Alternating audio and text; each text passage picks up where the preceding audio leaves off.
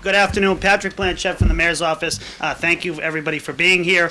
The Mayor is going to come up and make a few statements. It's truly a new day, as the Mayor's theme is today. It's a new day for the City of Lawrence, for this administration, and for the Lawrence Police Department and the citizens of Lawrence moving forward.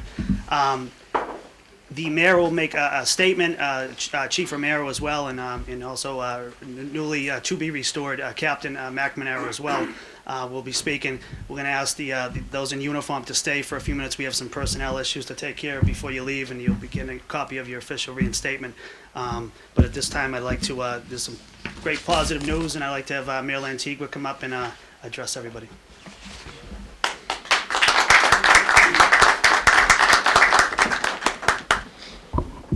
Thank you, Mr. Blanchett, and welcome to those of you who, to all of you, but especially those who maybe are coming to the People's Office for the first time. My apology for having a mint in my mouth. I'm, hardly can talk, so that's the only way I can do is helping me a little bit, being under the weather for a few days. I don't mean to keep you long. But it is a new day, and in light of that, I think I will not forgive myself if I don't tell you the reason why, not only why we are here today, but the event that brought us here. Going back to July 1st, or last year, the year before, basically, up until now. In politics, those who are not your traditional politician, but those who get in politics with the great desire to serve, do things a little bit different. And I want to be part of that group, your non-traditional politician.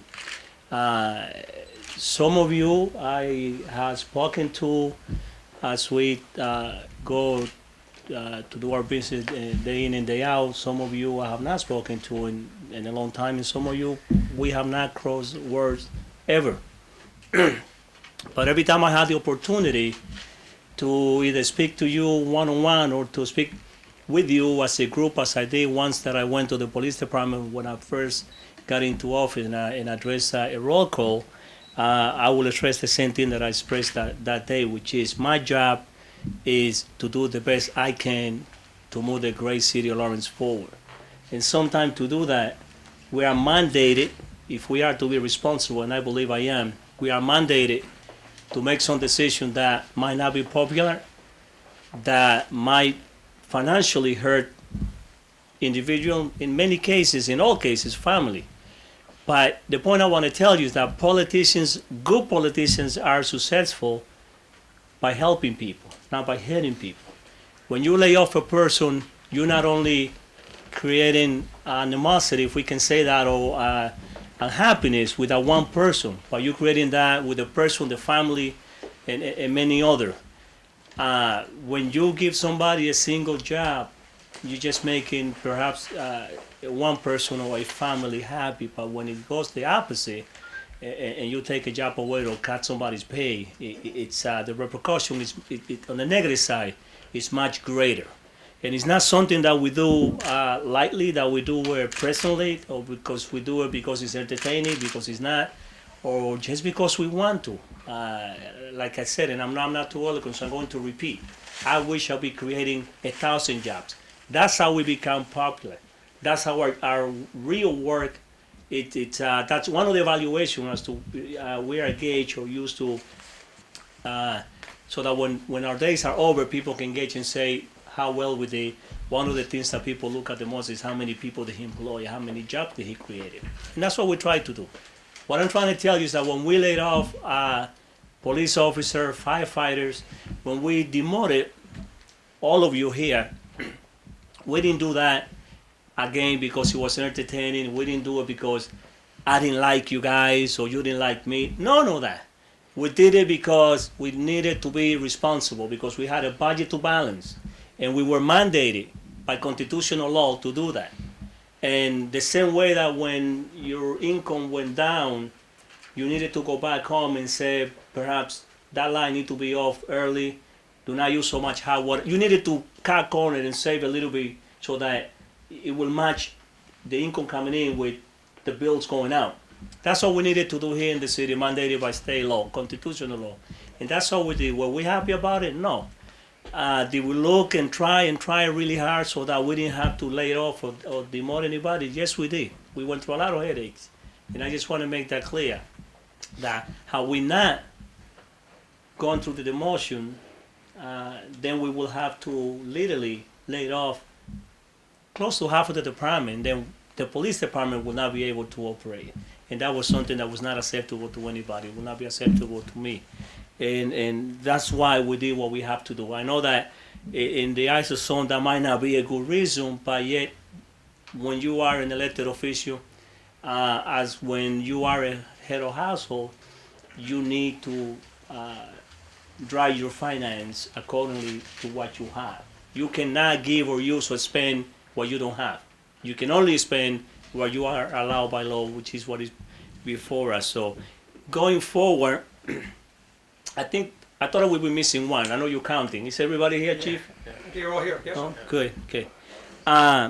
Going forward, I just want to read to you a couple lines that I have because I was warned by Patrick Blanchett. He said, Willie, don't go more than 45 minutes. So I'll try to be as brief as I can, but I think it's, not that I think, it is very, very important to me that you all know that this is not personal, that I didn't pick and choose who was going to be demoted, who was going to be laid off. We went through zero servers on the layoff of the patrolman, and we try to use the same thing in seniority to the superior officer.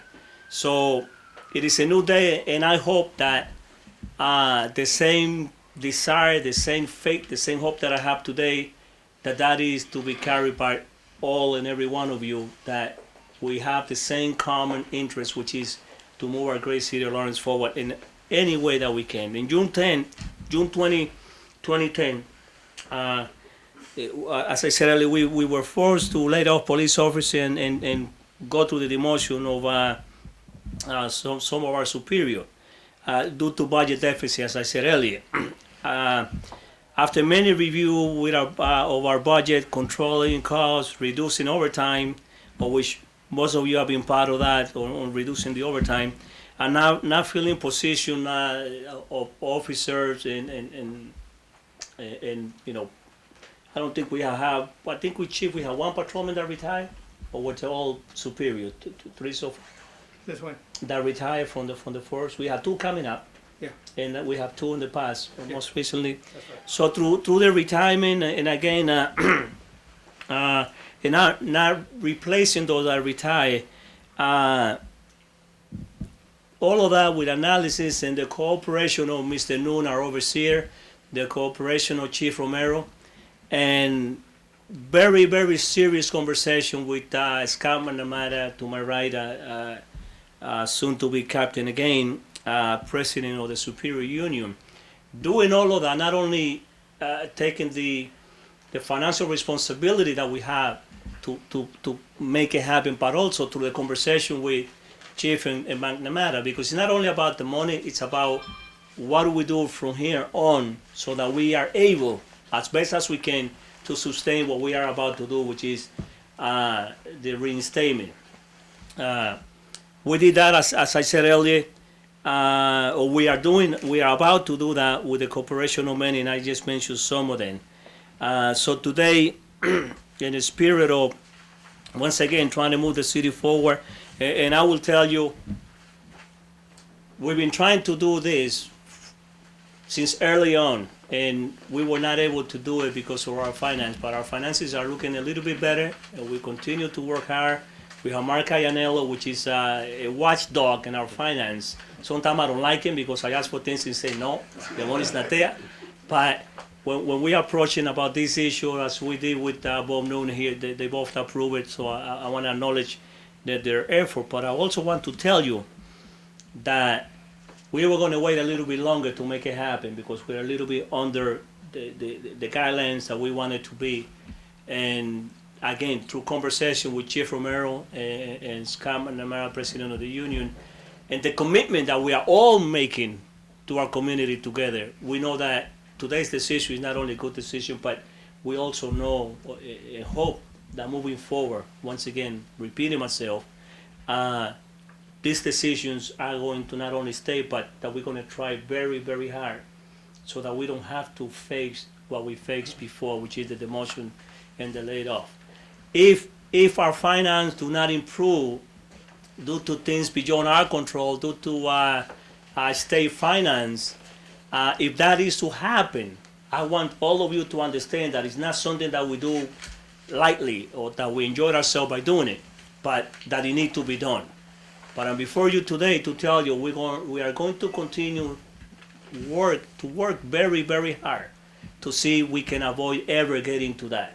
But again, if we get to that, I hope that we do it a little bit different, meaning that we get there all together in cooperation, communication with one another.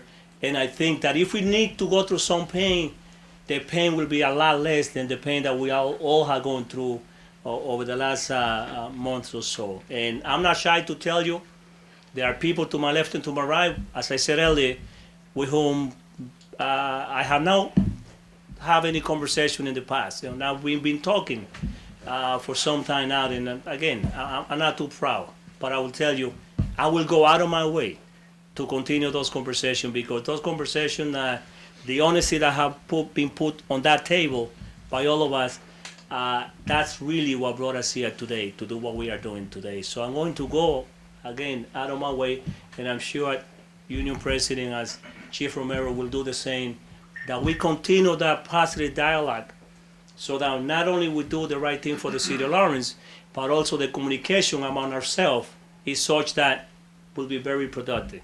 So today we will be reinstating back to Captain James Fitzpatrick and Union President, Scott McNamara. We will also be reinstating to Lieutenant Mark Chicarelli, Jamie Rasso, Dan Fleming, and Steve Sheffin. If I kill somebody, then don't feel bad. I get killed 50 times a day, so it's okay. We will also today reinstate 5 back to Sergeant John Bernard, Jay Cirulo, Carl Trombley, John Nicoletti, and Miss Amanda Burke. And why not also throw him into the pot? And I hope if you haven't done so yet, you got to make some fun of this guy and make him go through some pain for the next few days.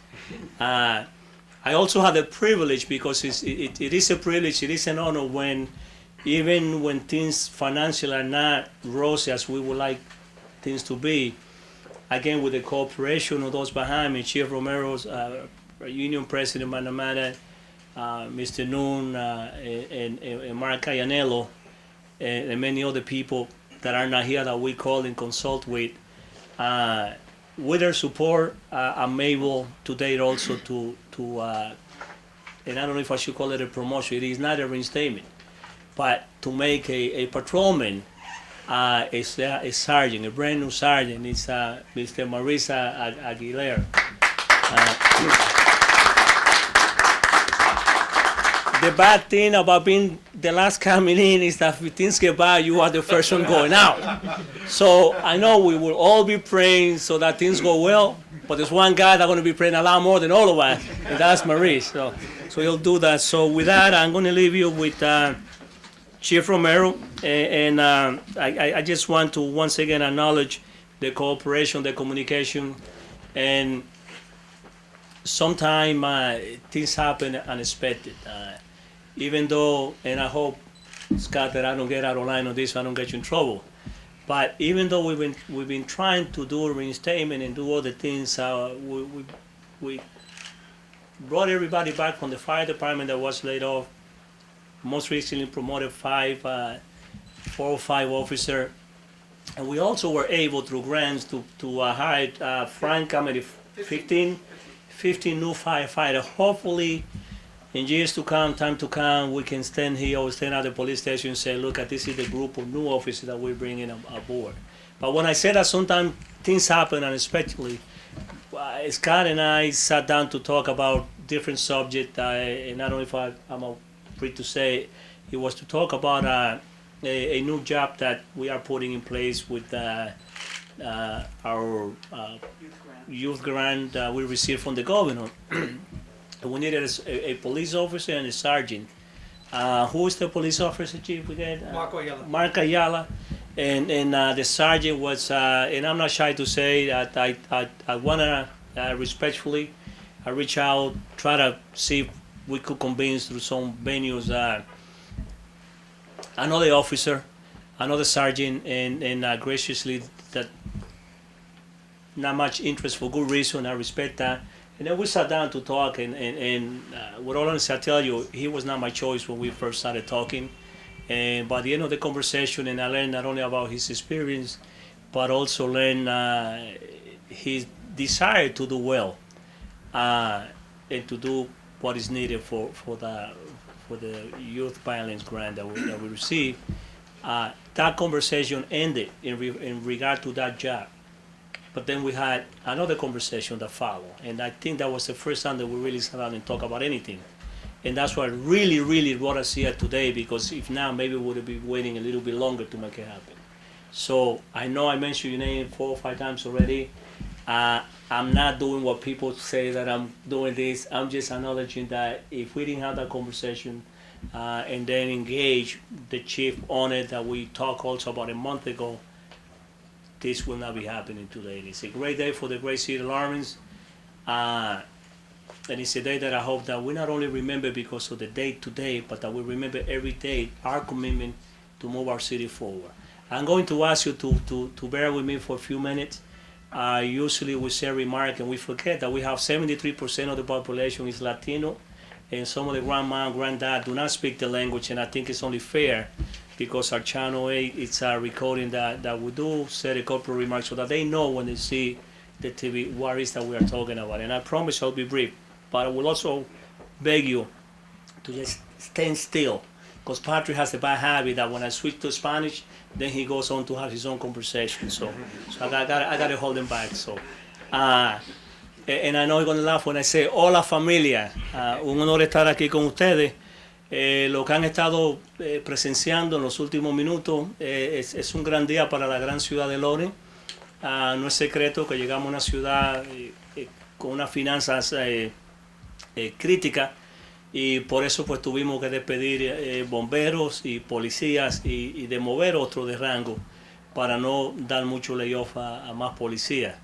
Después de analizar mucho las finanzas, de trabajar con muchas personas que mencioné ahorita, el señor Bob Noon, que es el overseer, Mark Ayanello, el director del presupuesto, Budget and Finance, el jefe de la policía a mi izquierda, el señor John Romero, Escama Namara, que es el presidente de la Unión.